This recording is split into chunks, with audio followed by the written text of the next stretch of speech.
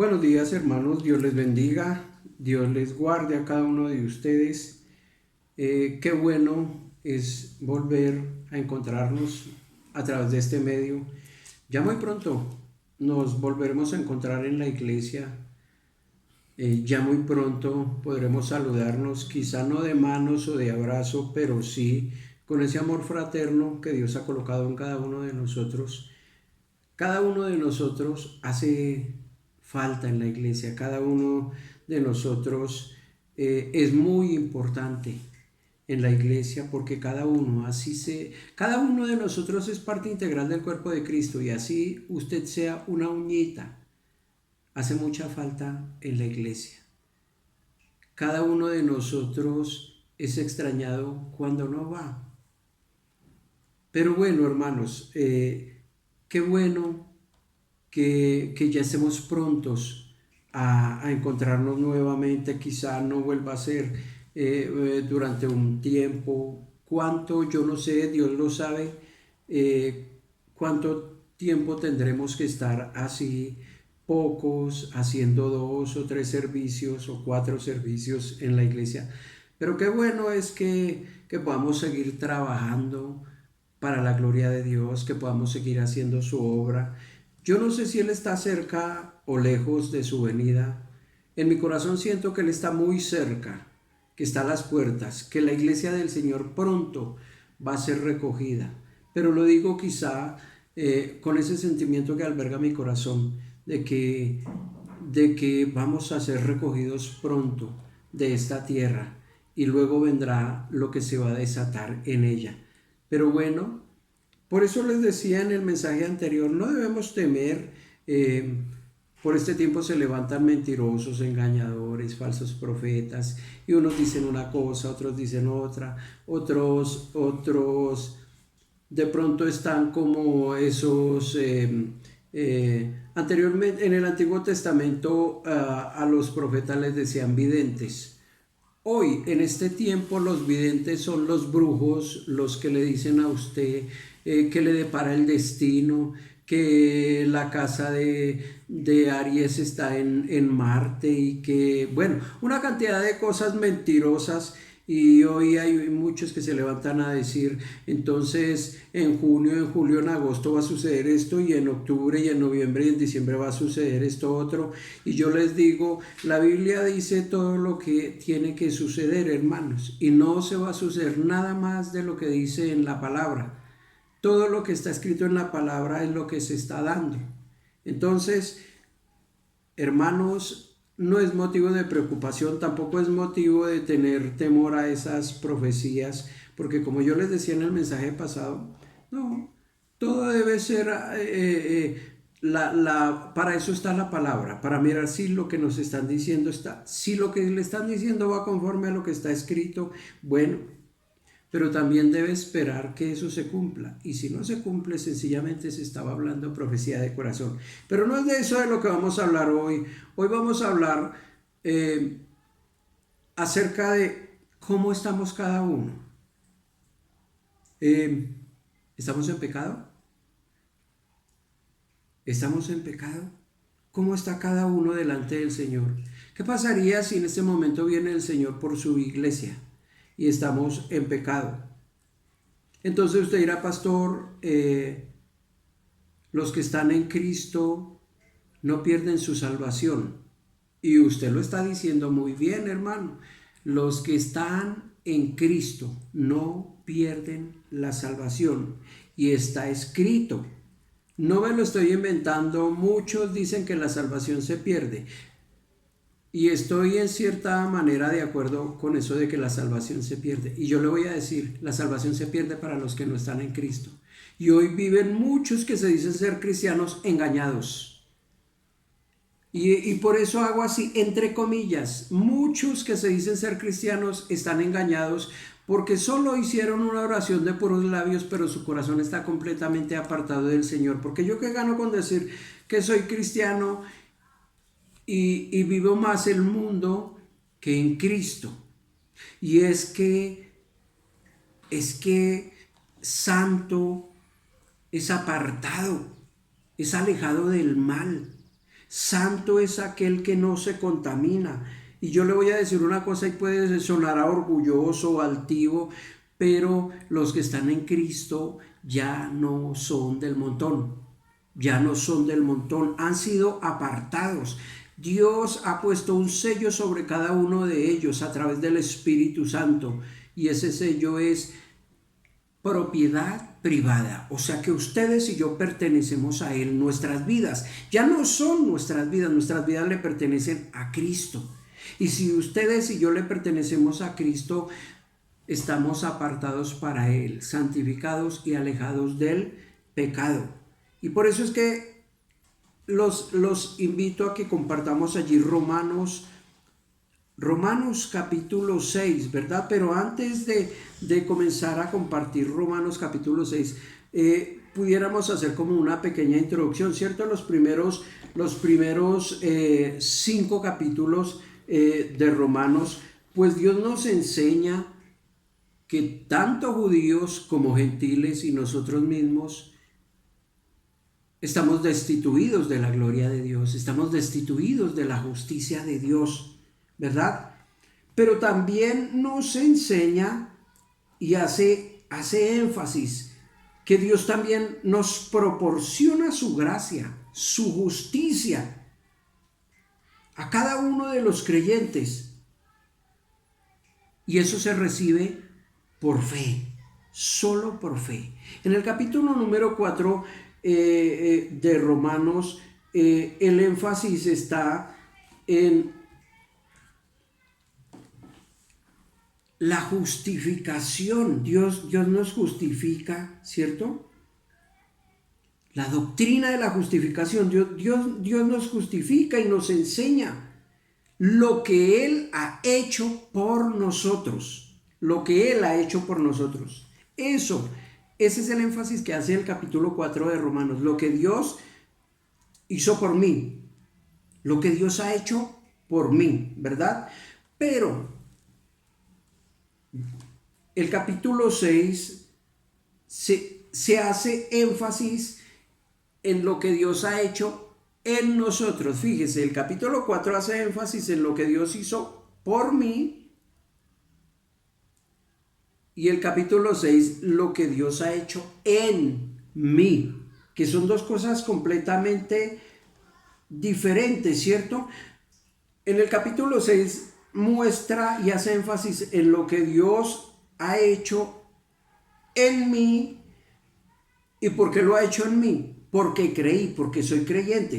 Lo que Dios ha hecho en aquellos que son salvos. Ahora yo le digo una cosa, la justificación no es un fin, sino es un medio para llegar a tal fin. Y eso se llama vida de santidad.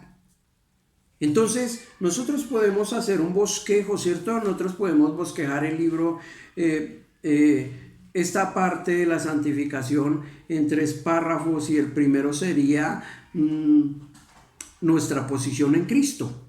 Los capítulos 6, desde el versículo 1 hasta el capítulo 7, versículo 6, muestran lo que es nuestra posición en Cristo. Ahora, segundo, desde el capítulo 7, versículo 7 hasta el 25, está lo que podríamos llamar nuestro estado en la carne. Y en el capítulo 8 podemos ver nuestra fuerza en el Espíritu Santo. ¿Se da cuenta? El capítulo 6, versículo 1 dice, ¿qué diremos entonces? Pero antes pudiera irme yo por allá como al capítulo 5, versículo 20, donde dice, y la ley se introdujo para que abundara la transgresión. Seguramente en su Biblia dice el pecado. Dice, pero donde el pecado abundó, sobreabundó la gracia, ¿verdad? Y entonces en el capítulo 6, versículo 1 dice, ¿qué diremos entonces? ¿Continuaremos en pecado para que la gracia abunde? Y dice Pablo, de ningún modo, nosotros los que hemos muerto al pecado, ¿cómo viviremos? ¿Cómo viviremos aún en Él? ¿Se da usted cuenta?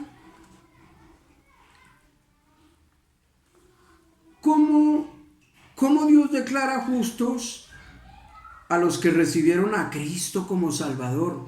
Él los declara justos.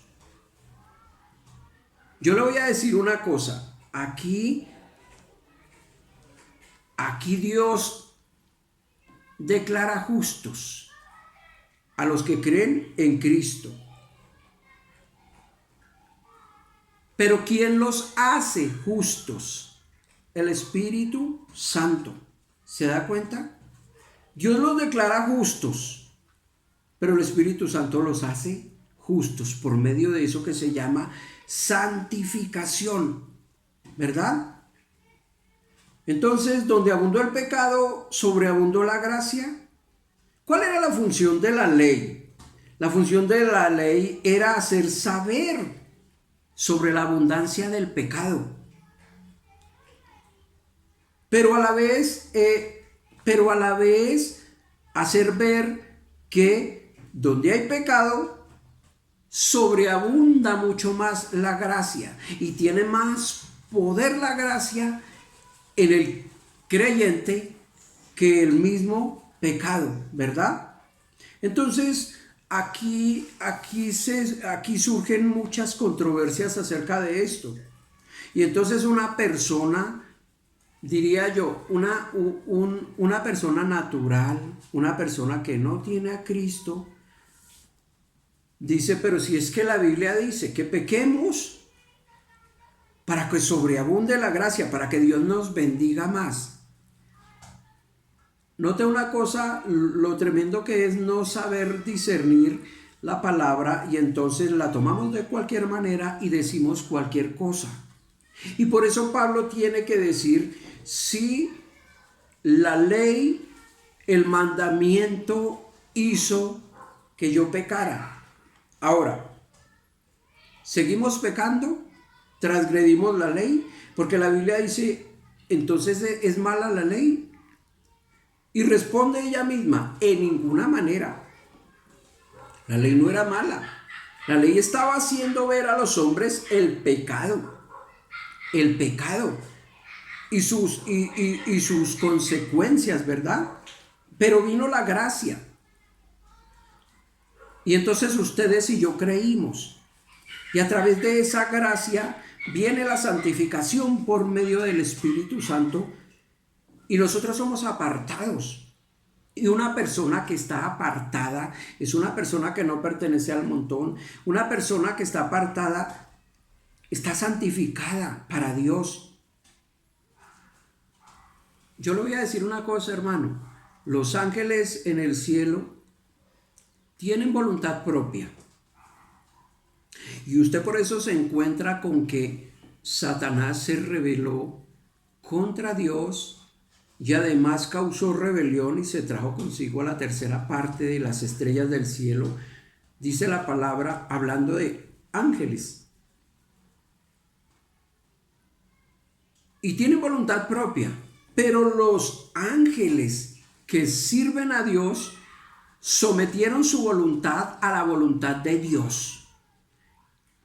Y en ellos también se puede decir que se cumple la palabra, más ya no vivo yo, más Cristo vive en mí. Ellos están completamente sometidas su voluntad a la voluntad del Señor. Ellos no hacen su voluntad, sino siempre la voluntad del Señor. He escuchado por ahí pastores que dicen, ordenemos a los ángeles que vengan.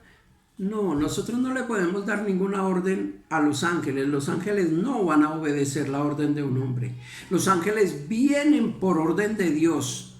Vienen por orden de Dios a ayudarnos. ¿Se da cuenta? Entonces, así como los ángeles se rebelaron y hoy son demonios, Asimismo hubo muchos que sometieron su voluntad a la voluntad de Dios. Entonces, ¿a qué voy con esto? Con nosotros pasa exactamente igual. Cuando ustedes y yo creímos en Cristo, cuando lo recibimos, por eso que se llama fe, viene el Espíritu Santo y comienza en nosotros una obra de santificación. Y por eso aquí dice el versículo 1, ¿qué diremos pues? ¿Continuaremos pecando para que la gracia abunde? Y dice la palabra, de ningún modo. Nosotros hemos muerto al pecado. Y si hemos muerto al pecado, ¿cómo viviremos aún en él? Por eso es triste escuchar personas que dicen, es que yo sí quiero servir a Dios y yo quiero estar en la iglesia, pero es que yo también quiero vivir mundo. Yo quiero experimentar el mundo.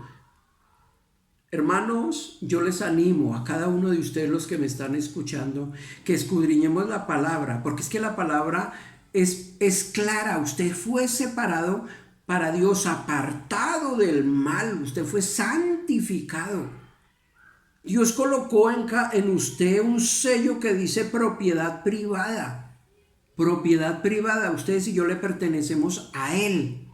A Él. Y si le pertenecemos a Él y Él es santo, entonces nosotros estamos siendo santificados y tenemos que estar apartados del mal. Entonces la palabra dice que el que se vuelve amigo del mundo se convierte en enemigo de Dios. ¿Cómo va usted a seguir pecando para que la gracia abunde en usted? Lo que el Señor está diciendo es, yo los aparté, yo los separé. Ustedes son míos y yo soy santo y ustedes tienen que ser santos como lo soy yo. ¿Duro, difícil? Hermano, claro que sí, claro que sí. Pero cuando usted recibe a Cristo, usted está diciendo, Señor, yo someto mi voluntad a tu voluntad. Y se cumple también en usted el versículo que dice en Gálatas 2:20, mas ya no vivo yo, mas Cristo vive en mí. Y lo que ahora vivo en la carne, lo vivo en la fe del Hijo de Dios, el cual me amó y se entregó a sí mismo por mí. ¿Se da cuenta? Él lo hizo por usted, Él lo hizo por mí, para liberarnos de la condenación del pecado y de la muerte. Si se da cuenta, el versículo 3 dice, ¿o no sabéis que todos los que hemos sido bautizados en Cristo Jesús, hemos sido bautizados en su muerte? Hermanos, cuando yo recibo a Cristo, yo muero juntamente con Él. Y yo resucito también con Él a una vida nueva, a una vida santa. Bien lo dice la palabra, ¿cierto? Él mismo lo decía, sed santos como yo soy santo. Como yo soy santo. Nosotros fuimos bautizados en su muerte. Entonces, nosotros, si fuimos bautizados en su muerte, dice la palabra, por tanto hemos sido sepultados con Él por medio del bautismo. Mire, cuando usted se bautiza en Cristo, cuando usted recibe el bautismo, como dice la palabra, por inmersión, así como fue bautizado el Señor Jesús, eso tiene su significado. Usted es sumergido y entonces ahí usted está muriendo. Y cuando lo levantan, usted nace a una vida nueva. Por eso la palabra dice, hemos sido sepultados con Él por medio del bautismo. ¿Para qué? Para muerte. A fin de que como Cristo resucitó de entre los muertos,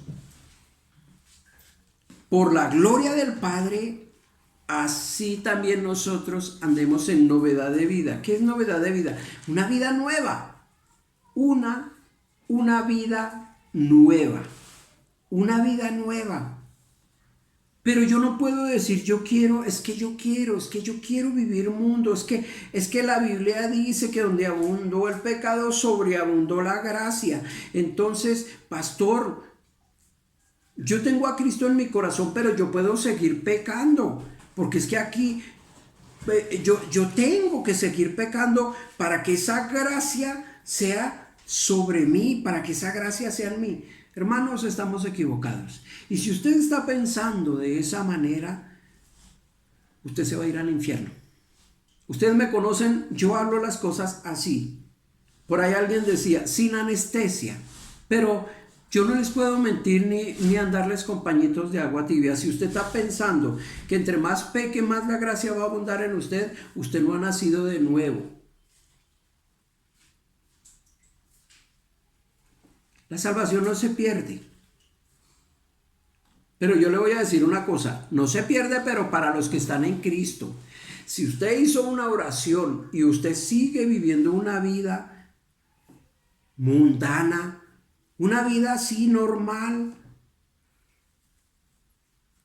no es que usted haya perdido su salvación, es que sencillamente nunca la tuvo, nunca la tuvo. ¿Se da cuenta? La salvación no se pierde para los que están en Cristo, para los que están completamente doblegados, para los que entregaron su voluntad al Señor. Ya no es mi voluntad, es Él en mí, es Él en mí. Y eso es lo que yo quiero que ustedes entiendan. Entonces, no, pues es que tenemos que vivir la ley, pero también tenemos que vivir la gracia. No, hermanos, la Biblia dice que el fin de la ley es Cristo. El fin de la ley es Cristo. Ahora vivimos es por gracia, por gracia. Pero yo no tengo que andar pecando y pecando y pecando para que la gracia abunde. Antes todo lo contrario, yo tengo que santificar mi vida y permitir que el Espíritu Santo haga esa obra de regeneración en mí. ¿Usted quiere vivir mundo? ¿Usted quiere vivir una vida alegre? Una vida de trago, una vida de adulterio, de fornicación.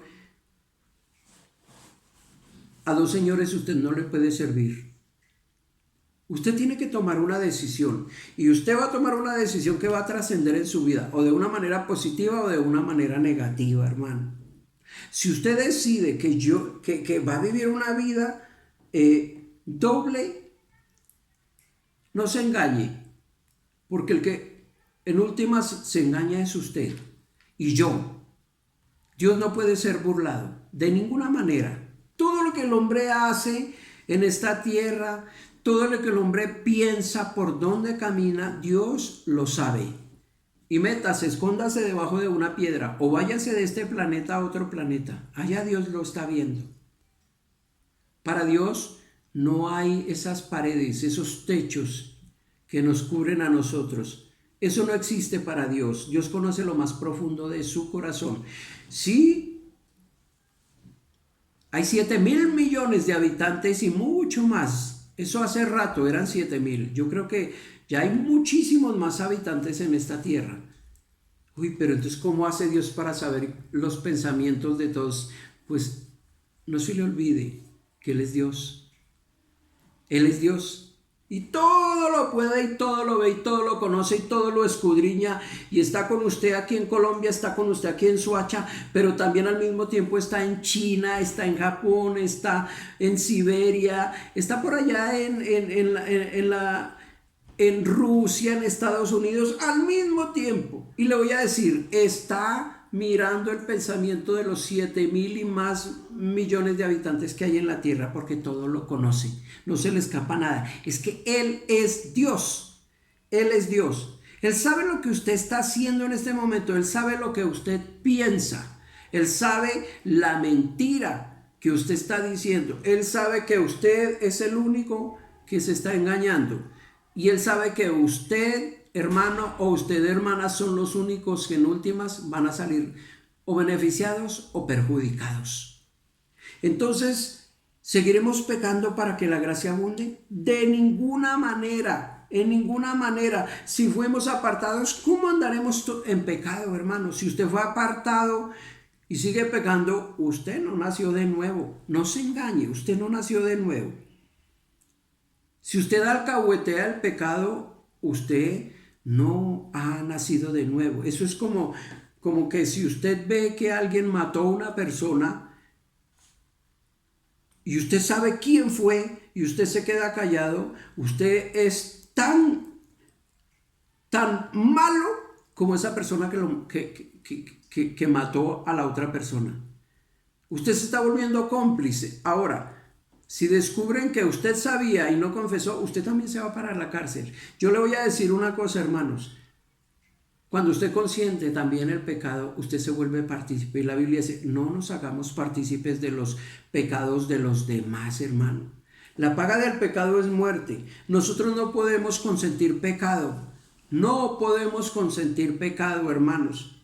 No, que el pastor está pecando y se oye por ahí, ay, sí, sí, y yo sé.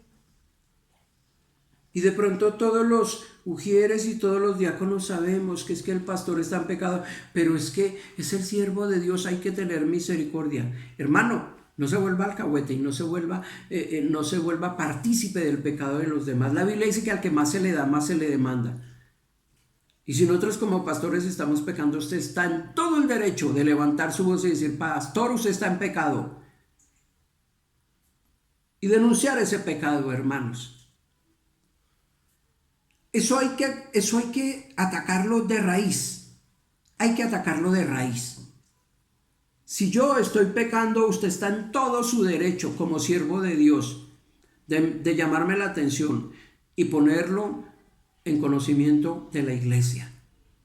Ponerlo en conocimiento de la iglesia. Ahora, yo no le estoy diciendo que denuncie el pecado, que mejor dicho, no, hermano, porque hay un protocolo, como lo está viendo ahorita con esta pandemia. Hay un orden que Dios estableció, ¿verdad? Pero no se vuelva partícipe del pecado de los demás. No calle el pecado de nadie, mucho menos del pastor. Ah, no, que es que yo soy el pastor. Sí, usted es el pastor. Y Dios lo puso para guiar al pueblo. ¿Cómo lo está guiando? ¿Con pecado? Usted se vuelve partícipe del pecado también, pastor, cuando usted no le llama la atención o no le hace ver el pecado a un hermano de la iglesia que porque es el que más diezma. Y entonces, ay no, pero si se va el diezmo. Eso dejar que Dios sobre en él. Dejar que Dios sobre en él, no. Para eso lo puso a usted, para ser guía y para ser luz de todos, hermano. El diezmo es lo de menos, porque Dios es el dueño del oro y de la plata. Y Dios pondrá a otros que sean columnas fuertes de la iglesia. Pero no consienta el pecado.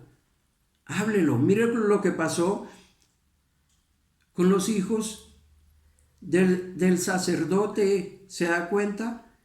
Y el Señor tuvo que mandar a Samuel y decirle, sus hijos van a morir. Y lo mandó a exhortar a ese hombre y tú no les dijiste nada. Tú no les pusiste, no te pusiste por delante, no les dijiste nada. Hermano, hermana, si usted ve a sus hijos pecar y usted se queda callado, ¿qué está haciendo usted? Usted se está volviendo partícipe del pecado de sus hijos. Hermano, y cuando llegue delante de la presencia del Señor, ¿qué le va a decir? Cuando lleguemos delante de la presencia del Señor, ¿qué le vamos a decir? Ay, es que era mi hijo. Sí. Y Dios le dirá, sí, tú también eres mi hijo, pero yo establecí parámetros. Yo establecí mandamientos y tú los desobedeciste. Yo te puse para hacer bendición, no para ser alcahuete de pecado. ¿Se da cuenta, hermano? ¿Qué hacemos con nuestros hijos? ¿O qué hacemos con un hermano de la iglesia porque es el hermano que yo quería y es mi mejor amigo o mi mejor amiga? ¿Usted se va a quedar callado? Usted está consintiendo pecado en su vida. Usted está consintiendo pecado en su vida.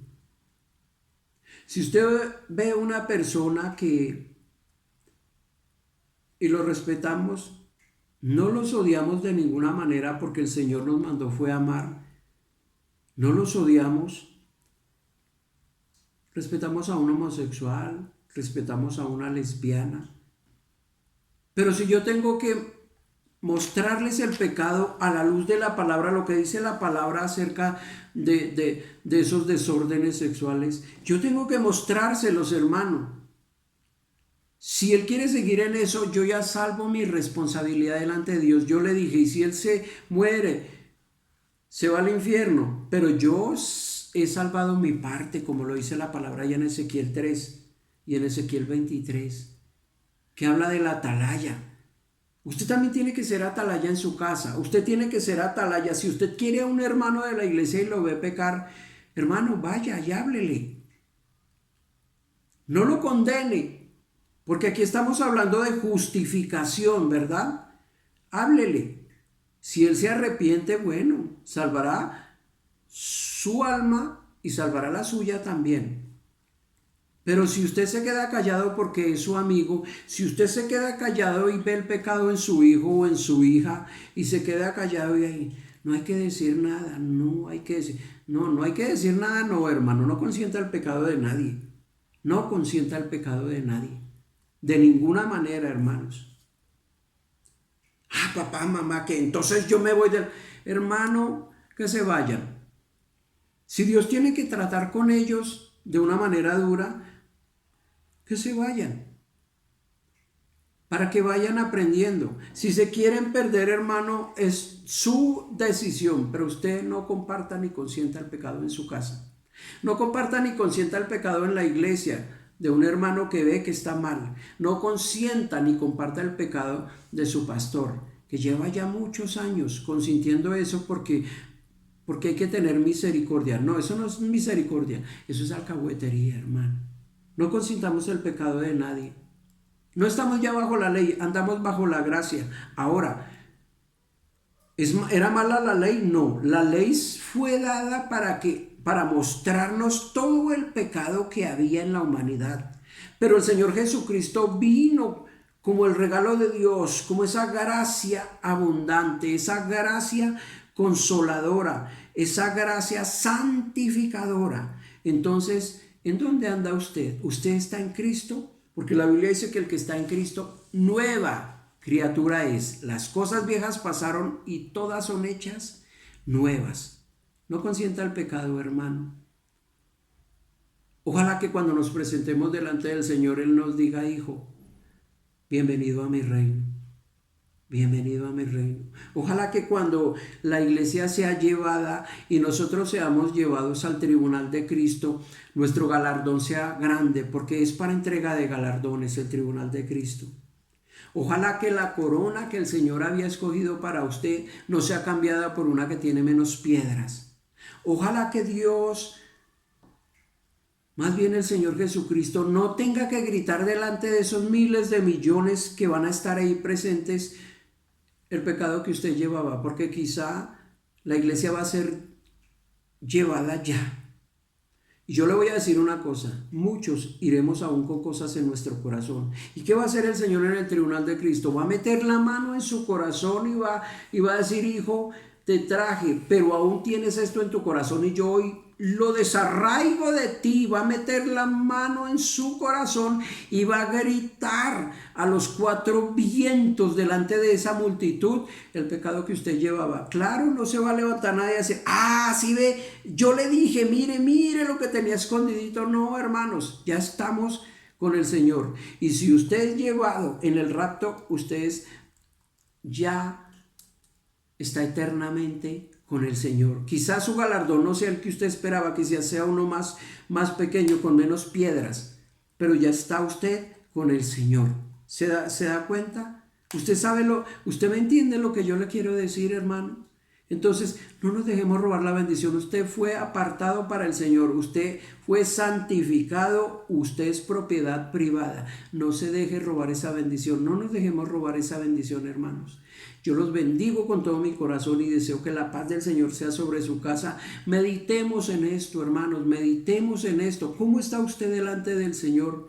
Si usted no está bien, hermano, no le diga a nadie, sencillamente vaya usted aparte y diga, Señor, sí, Señor, yo he pecado contra el cielo y contra ti, como hizo aquel hombre, y no soy digno de llamarme hijo tuyo.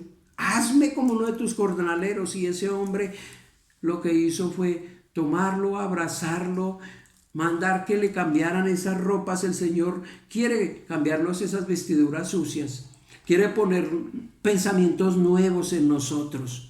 Él quiere santificarnos, verdad, de verdad. Hermanos, miremos eso y busquemos la presencia del Señor. Padre, yo te doy gracias, Dios de los cielos, y te pido, Señor, que bendigas a cada uno de aquellos que están en este momento escuchando y viendo este mensaje. Padre, perdona, Señor, nuestro pecado, perdona la maldad de nuestro corazón, perdona todo lo que hemos hecho y que va, Señor, en contra tuya, Dios de los cielos. Ayúdanos a vivir una vida en ti, Padre.